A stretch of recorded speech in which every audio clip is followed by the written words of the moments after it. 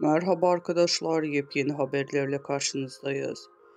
Elçin Sango, medyayı sev ama esiri olma diyerek düşündürdü.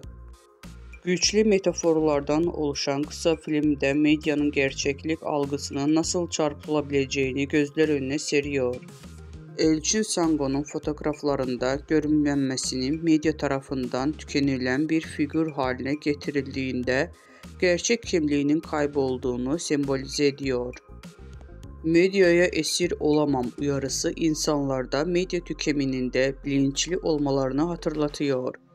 Bu kısa filmde Sango medyanın güçlü ve bireyleri üzerinde etkisini eleştirirken izleyiciler medya tüketiminde dikkatli ve bilinçli olmaları gerçeğini hatırlatıyor.